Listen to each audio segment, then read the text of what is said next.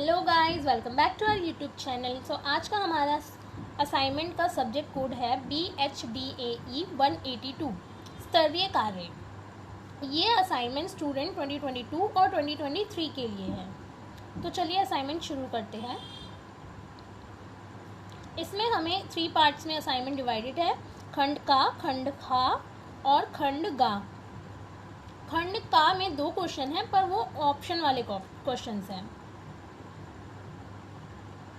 तो चलिए शुरू करते हैं। फर्स्ट क्वेश्चन है हमारा, हिंदी भाषा की विकास यात्रा पर प्रकाश डालिए। हिंदी भाषा का इतिहास लगभग 1000 वर्ष पुराना माना गया है। सामान्यतः प्राकृतिक के अंतिम अपभ्रंश अवस्था में से ही हिंदी साहित्य का आविर्भाव स्वीकार किया जाता है। उस समय अपभ्रंश के कई रूप थे और उनमें 7वीं 8वीं शताब्दी से ही पद्य रचना प्रारंभ हो गई थी। हिंदी भाषा व साहित्य के जानकार अपभ्रंश की अंतिम अवस्था अवहट से हिंदी का उद्भव स्वीकार करते हैं। चंद्रधर शर्मा गुलेरी ने इसी अवहट को पुरानी हिंदी नाम दिया। साहित्य की दृष्टि से पद्यबद्ध जो रचनाएं मिलती हैं वह दोहा रूप में ही हैं और उनके विषय धर्म, नीति, उपदेश आदि प्रमुख हैं। राजाश्रित कवि और चारण नीति, श्रृंगार, शौर्य, पराक्रम आदि के वर्णन से अपनी साहित्य रुचि का परिचय दिया करते थे। यह रचना परंपरा आगे चलकर शौरसेनी अपभ्रंश या प्राकृतभास हिंदी से कई वर्षों तक चलती रही। पुरानी अपभ्रंश भाषा और बोलचाल की देशी भाषा का प्रयोग निरंतर बढ़ता गया। इस भाषा को विद्यापति ने देसी भाषा कहा है, किंतु यह निर्णय करना सरल नहीं है कि हिंदी शब्द का प्रयोग इस भाषा के लिए कब और किस देश में प्रारंभ हुआ।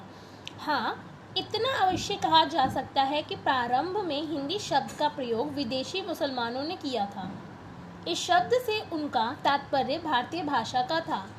हिंदी संवैधानिक रूप से भारत की राजभाषा है, किंतु व्यवहारिक रूप से इसे यह सम्मान अभी तक प्राप्त नहीं हो पाया है। हिंदी भाषा को उसका वास्तविक सम्मान नहीं दिए जाने का मुख्य कारण भाषावाद है। भारत में अनेक भाषा बोलने वाले लोग रहते हैं। भारत के संविधान में 22 भाषाओं को मान्यता प्राप्त है। इन सभी भाषाओं में हिंदी भारत की सर्वाधिक बोली जाने वाली भाषा है। भाषा की बहुलता का ही नतीजा है कि देश में भाषावाद सी स्थिति उभरी है, जिससे हिंदू को नुकसान उठाना पड़ा है।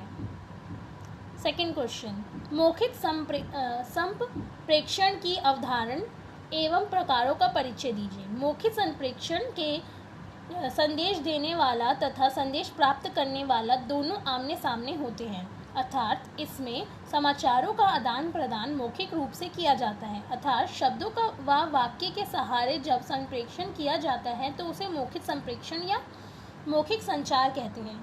जब कोई संवाद या सूचना मुख से उच्चारण कर प्रेषित की जाए तो उसे मौखिक संप्रेषण कहेंगे। मौखिक संदेशवाहन दोनों पक्षों के मध्य प्रत्यक्ष रूप में वार्तालाप द्वारा टेलीफोन पर बात करके, विचार गोष्ठियों में भाग लेकर, सम्मेलनों में उपस्थित होकर, सूचना प्रसारण यंत्रों के माध्यम से, घंटी या सीटी बजाकर या अन्य कई संकेत द्वारा भी किया जाता है।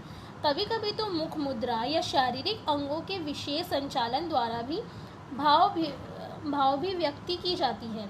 इसे भी हम मौखिक संदेश वाहन की कोटि में शामिल कर सकते हैं।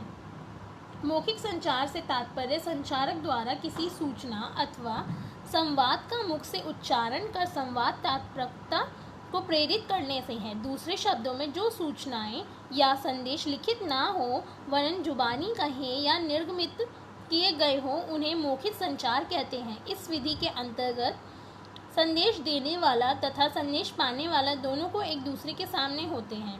इस पद्धति में व्यक्तिगत पहुंच संभव होती है। लॉरेंस एप्ले के अनुसार मौखिक शब्द द्वारा पारस्परिक संचार संदेशवाहन की सर्वश्रेष्ठ कला है। मौखिक संचार के साधन आमने सामने दिए गए आदेश, रेडियो द्वारा संचार, दूरदर्शन, दूरभाष, सम्मेलन या सभाएं, संयुक्त विचार विमर्श, साक्षात्कार, उद्घोषणाएं आदि। मौखिक संचार के लाभ। इस पद्धति के में समय व धन दोनों की बचत होती है। उसे आसानी से समझा जा सकता है। संकटकालीन अवधि में कार्य में गति लाने के लिए मौखिक पद्धति एकमात्र विधि होती है। मौखिक संचार लिखित संचार की तुलना में अधिक लचीला होता है। मौखिक संचार पारस्परिक सद्भाव व सद्विश्वास में वृद्धि करता है। मौखिक संचार के दोष। मौखिक वार्ता को बातचीत के उपरांत पुनः प्रस्तुत करने का प्रश्न ही नहीं उठता। मौखिक वार्ता भावी संदर्भ के लिए अनुपयुक्त है। मौखिक संदेश वाहन में सूचनाकर्ता को सोचने का अधिक मौका नहीं मिलता। खर्चीला, तैयारी की आवश्यकता अपूर्ण। मौखिक संचार यह संचार का प्रकार है जो ना मौखिक होता है और ना ही लिखित। इस संचार में एक व्यक्ति दूसरे व्यक्ति को अमौखिक रूप से सूचना को प्रदान करता है। उदाहरण के रूप में शारीरिक हाव भाव के द्वारा। इस संचार में शारीरिक भाव भंगिमा के माध्यम से संचार को प्रेषित किया जाता है, जिसे प्राप्तकर्ता अमौखिक रूप से सरलता से समझा जाता है, जैसे चेहरे का भाव, आँखों तथा हाथ का इधर उधर घूमना आदि के द्वारा भावनाओं, संवेगों, मनोवृत्तियों इत्यादि को आसानी से समझा जा सकता है। अमौखिक संचार के लाभ। इस संचार के द्वारा भावनाओं, संवेगों, मनोवृत्ति इत्यादि को कम समय में प्रेषित किया जा सकता है। इस संचार को एक प्रकार से मौखिक संचार का प्रारूप माना जा सकता है, जिसमें मौखिक संचार के लाभों एवं दोषों को शामिल किया जा सकता है। इस संचार के द्वारा लोगों को प्रेरित, प्रभावित तथा एकाग्रचित किया जा सकता है। थर्ड क्वेश्चन, वाचन कौशल से आप क्या समझते हैं? साधारण उत्तर दीजिए। अपने भावों और विचारों को मौखिक भाषा के द्वारा बोलकर अभिव्यक्त करना ही वाचन कौशल कहलाता है।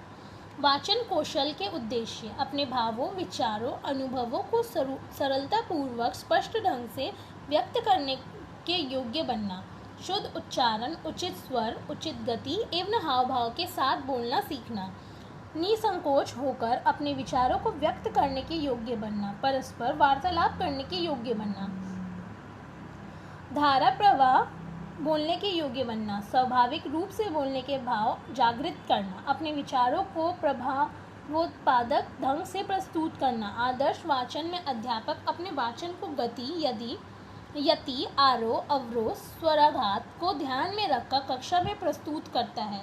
अध्यापक द्वारा आदर्श वाचन के उपरांत छात्रों द्वारा कक्षा में अनुकरण किया जाता है।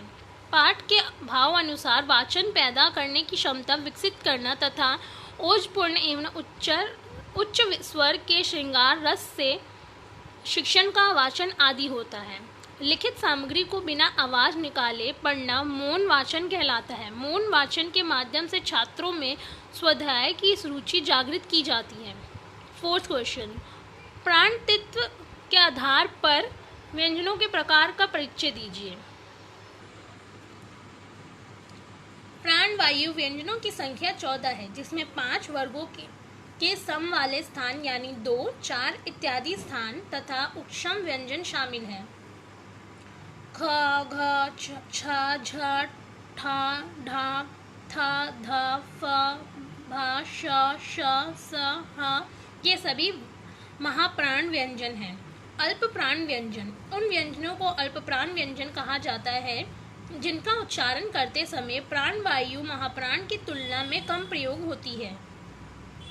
इन व्यंजनों की संख्या 19 है, जिनमें 5 वर्गों के विषम स्थान यानी 1, 3, 5 स्थान वाले 15 वर्ण तथा 4 अंतस्थ व्यंजन शामिल है।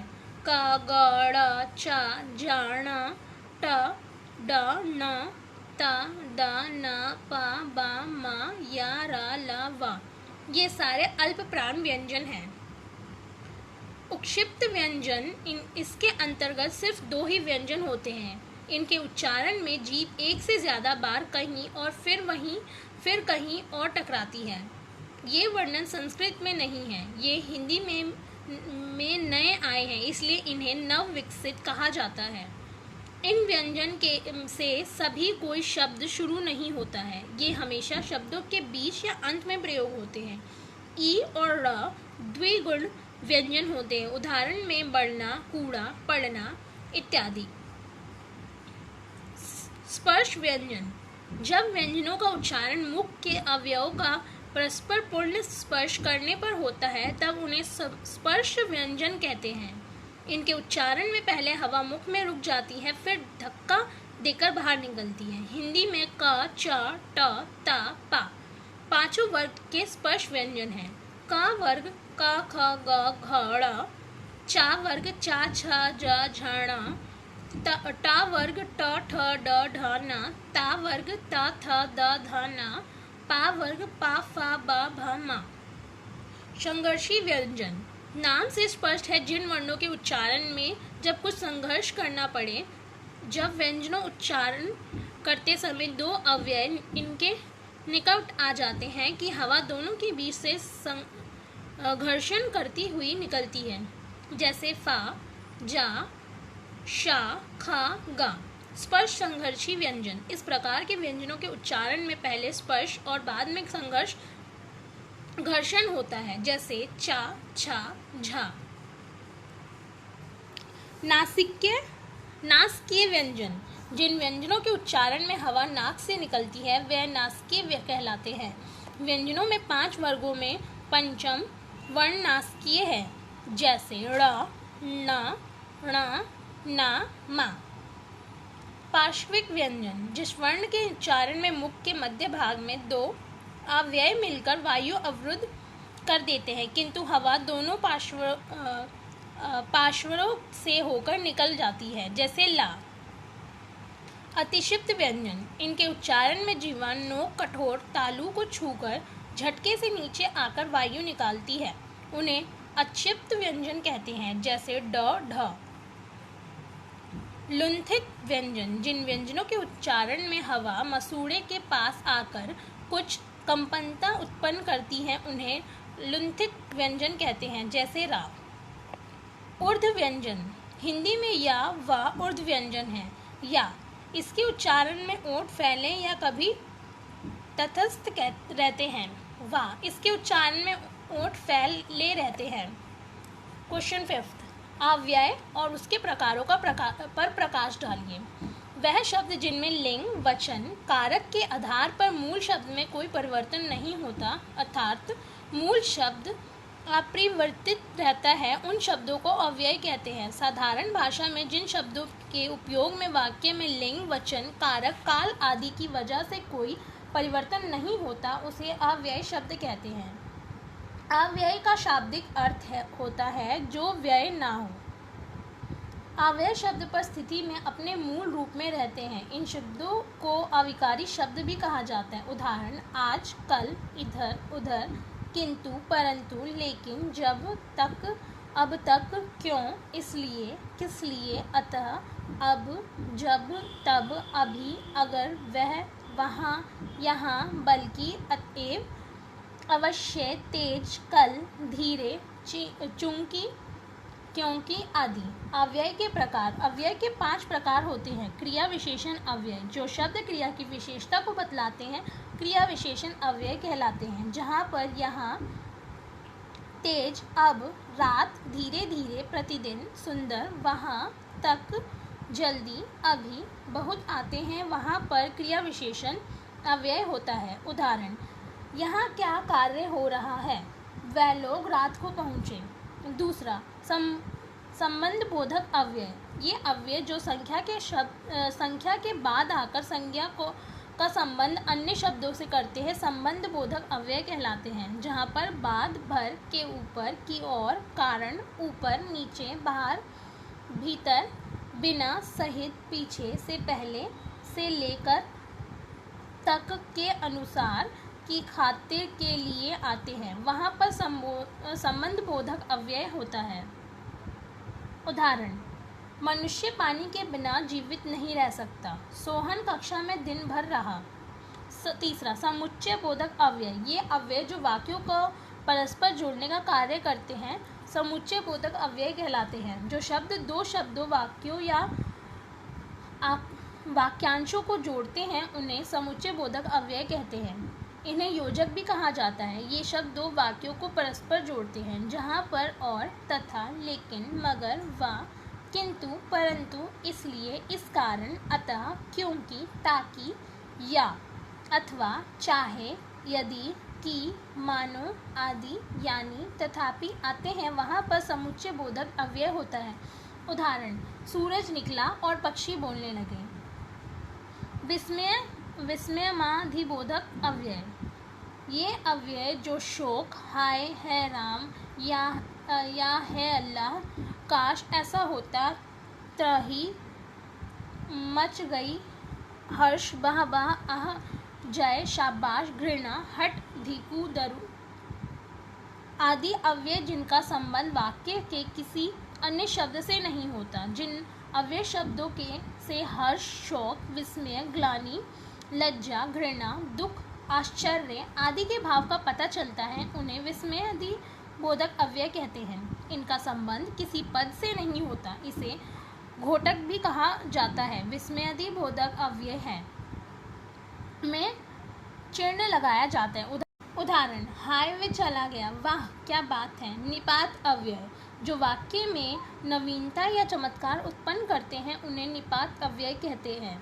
जो अव्यय शब्द किसी शब्द या पद के पीछे लगकर उसके अर्थ में विशेष बल लाते हैं, उन्हें निपात अव्यय कहते हैं। इसे अवधारक शब्द भी कहते हैं। जहाँ पर ही, भी, तो, तक, मात्र, भर, मत, सा, जी केवल आते हैं, वहाँ पर निपात अव्यय होता है। उदाहरण: प्रशांत को ही करना होगा यह काम, सुहाना भी जाएगी। 6th क्वेश्चन, शब्दों में आ लोप की स्थिति पर प्रकाश डालिए। शब्दों के अंत में अ ध्वनि का उच्चारण नहीं करने की स्थिति अंत्य आलोप है। जब किसी शब्द का अंत बिना मात्रा वाले व्यंजन से होता है तो उसे अकारांत शब्द कहते हैं, जैसे कमल, राज, ईख और परिणाम आदि। इनमें से प्रत्येक शब्द की अंतिम ध्वनि बिना किसी मात्रा का व्यंजन है, अतः इनके बाद आ मान लिया जाता है। यदि अंत में आ ना हो तो इन्हें इस प्रकार लिखा जाएगा: कमल, राज, ईख और परिणाम। किंतु चूंकि व्यंजनों को पूरा लिखा गया है, अतः उनके बाद आ मान लिया जाता है, किंतु उच्चारण करते समय हम ऊपर हल चिन्ह लगाकर लिखे गए शब्दों का ही उच्चारण करते हैं। अर्थात हम लिखते हैं कमल किंतु बोलते हैं कमल, हम लिखते हैं राज किंतु बोलते हैं राज। उच्चारण में शब्द के अंत में आए आ को नहीं बोलने की यही स्थिति अतः आलोप कहलाती है। हिंदी सीखने वाले लोग जैसे दक्षिण भारतीय विदेशी लेखन में अंतिम व्यंजन के बाद आ देखते हुए उसका भी उच्चारण करते हैं, जो आ का दीर्घीकरण होते होते आ हो जाता है। इसलिए राम का रामा, कृष्ण का कृष्णा, रामायण का रामायणा हो जाता है। 7th क्वेश्चन, मूल स्वर से आप क्या समझते हैं? हिंदी में उ, ओ इस प्रकार से के स्वर है। यदि ओष्ठों को बिना वृत्ताकार किए स्वरों का उच्चारण हो तो उन्हें आवृतमुखी स्वर के नाम से जाना जाता है, जैसे आ, ई, ए, इसलिए इन्हें मौलिक स्वर कहा जाता है। मूल स्वर से आप क्या समझते? उदाहरण सहित उत्तर दीजिए। जिन स्वरों की उत्पत्ति किसी दूसरे स्वरों से नहीं होती हो, उन स्वरों को मूल स्वर कहते हैं। आ की उत्पत्ति किसी अन्य स्वर से नहीं हुई है, इसलिए इसे मूल स्वर कहा जाता है। ये 4 हैं: ई, उ, री। इन्हें मूल स्वर भी कहते हैं। दीर्घ स्वर जिन स्वरों के उच्चारण में ह्रस्व स्वरों के से दुगुना समय लगता है, उन्हें दीर्घ स्वर कहते हैं। हिंदी वर्णमाला में मूल स्वर कितने प्रकार के होते हैं? वर्णों को व्यवस्थित करने के समूह को वर्णमाला कहते हैं। हिंदी के उच्चारण के आधार पर 53 वर्ण होते हैं। इनमें 12 स्वर हैं और 41 व्यंजन होते हैं। लेखन के आधार पर 57 वर्ण होते हैं। इनमें 12 स्वर, 51 व्यंजन तथा 4 संयुक्त व्यंजन होते हैं। संस्कृत वर्णमाला में 13 स्वर, 33 व्यंजन और 4 आयो, वहाँ ऐसे कुल मिलाकर के 50 वर्ण हैं। स्वर को अच और व्यंजन को हल कहते हैं। संस्कृत में हर अक्षर स्वर और व्यंजन के संयोग से बनता है, जैसे कि का, यानी हलंत अधिक आ, स्वर सुर लय सूचक है और व्यंजन श्रृंगार सूचक। क्वेश्चन नंबर 8, वर्ण विचार पर टिप्पणी कीजिए। आप जानते हो कि किसी भी भाषा का निर्माण वर्गों के बिना अधूरा है, क्योंकि वर्णों ध्वनि से शब्दों का निर्माण होता है और शब्दों के मेल से वाक्य बनता है, जो हमारे मन के भावों विचारों को उजागर करता है। इसलिए ध्वनि भाषा की सबसे छोटी इकाई है। वर्ण लेटर्स। परिभाषा, भाषा की सबसे छोटी ध्वनि वर्ण है। ये वह ध्वनि चिन्ह है जिनके और खंड नहीं हो सकते। रचना की दृष्टि से वर्ण भाषा की लघुत्तम इकाई है। हिंदी में 52 वर्ण हैं जिनकी सहायता से अनेक शब्दों का निर्माण होता है, जैसे वाक्य वह एक लड़की है, शब्द वह एक लड़की है, वर्ण वह व अ ह आ, एक अ ए का अ, लड़की ला आ ड़ आ क ई, है हा ए। वर्ण को अक्षर भी कहा जाता है। वर्ण शब्द का प्रयोग ध्वनि और ध्वनि चिन्ह दोनों के लिए होता है। जब इनका उच्चारण मुख से किया जाता है तो इन्हें ध्वनियाँ कहा जाता है तथा लिखने के लिए ध्वनि चिन्ह अर्थात लिपि का प्रयोग किया जाता है। वर्णमाला, वर्णों के व्यवस्थित समूह को वर्णमाला कहते हैं। हिंदी भाषा की वर्णमाला इस प्रकार है। स्वर अ आ ई उ री ए ओ अ, अनुस्वर अं, विसर्ग आ, का वर्ग का खा ग घ ढ, चा वर्ग चा छ ज झ ण, टा वर्ग ट ठ ड ढ ण, रा रा ढा ड, ता वर्ग ता थ ड ता थ द ढ न, पा वर्ग पा फा बा भा मा, अंतस्थ व्यंजन या रहा ला वा, ऊष्म व्यंजन शा श सा हा, संयुक्त व्यंजन त्रा ग्या रा। हिंदी और संस्कृत भाषाएं देवनागरी लिपि में लिखी जाती हैं। इस प्रकार स्पष्ट होता है कि किसी भी भाषा के समस्त वर्गों के समूह को उस भाषा की वर्णमाला कहते हैं। वर्ण भेद उच्चारण के अनुसार भाषा के वर्णों को 2 भागों में बांटा गया है। स्वर, व्यंजन। क्वेश्चन नंबर 9, स्वर वर्णों की विशेषताएं रेखांकित कीजिए। हिंदी व्याकरण में स्वर उन अखंड ध्वनियों को कहा जाता है जिनके उच्चारण के लिए अन्य किसी वर्ण की ज़रूरत नहीं पड़ती है। सरल भाषा में कहें तो स्वतंत्र रूप से बोले जाने वाले वर्ण ही स्वर कहलाते हैं। स्वर के उच्चारण के लिए अधिकांश कंठ और तालु का प्रयोग किया जाता है। इनके उच्चारण में ओष्ठ और जीवा पर लगभग नगण्य प्रभाव पड़ता है। इनसाइक्लोपीडिया के अनुसार स्वर की परिभाषा कुछ इस प्रकार है। स्वर एक विशेष प्रकार की वाक् ध्वनि है जो ऊपरी मुख पट या जीभ के ऊपर मुंह के क्षेत्र के आकार को बदलकर बनाई जाती है। स्वर वर्णों की संख्या वास्तव में कितनी है? भारत सरकार द्वारा स्वीकृत मानक हिंदी वर्णमाला में स्वर की संख्या 11 और व्यंजन की संख्या 35 निर्धारित की गई है। हालांकि पारंपरिक हिंदी वर्णमाला में 13 स्वर और 33 व्यंजन हुआ करते थे। पुराने हिंदी व्याकरण की किताबों में भी आपको पारंपरिक का ही उल्लेख मिलेगा, लेकिन वर्तमान समय या आधुनिक हिंदी व्याकरण के अनुसार मानक हिंदी वाली संख्या 11 और 33 सही है। वर्तमान में हिंदी भाषा में मूल रूप से 11 स्वर होते हैं। आ ई उ रिश री ए ओ। अन्य कुछ वर्णों के वर्गीकरण को लेकर कई लोग थोड़े असमंजस में रहते हैं और कुछ लोगों में मतभेद भी है। अंग और अ ये पारंपरिक हिंदी में स्वर है, लेकिन मानक हिंदी में ये व्यंजन है। री और अर्ध स्वर आधा स्वर माना जाता है। री और री का प्रयोग अधिकांश संस्कृत में होता है। ए और अ की ध्वनियाँ अंग्रेजी के कुछ आगत शब्दों के लिए की जाती है। स्वर उन वर्णों को कहा जाता है जिनका उच्चारण बिना किसी बाधा या अवरोध के होता है। इनके उच्चारण में किसी अन्य वर्ण की सहायता की आवश्यकता नहीं होती। ये पूर्ण रूप से स्वतंत्र होते हैं। स्वरों के उच्चारण में वायु फेफड़ों से बाहर निकलती हुई मुख से निर्बाध रूप से निकलती है। 10th क्वेश्चन, कारक और विभक्ति का संक्षिप्त परिचय दीजिए। रूप विज्ञान के संदर्भ में किसी वाक्य, मुहावरा या वाक्यांश में संज्ञा या सर्वनाम का क्रिया के साथ उनके संबंध के अनुसार रूप बदलना कारक कहलाता है। अर्थात व्याकरण में संज्ञा या सर्वनाम शब्द की वह व्यवस्था जिसके द्वारा वाक्य में उसका क्रिया के साथ संबंध प्रकट होता है उसे कारक कहते हैं। संज्ञा या स्वर्नाम का क्रिया से संबंध जिस रूप में माना जाता है उसे कारक कहते हैं। कारक यह इंगित करता है कि वाक्य में संज्ञा या स्वर्नाम का काम क्या है।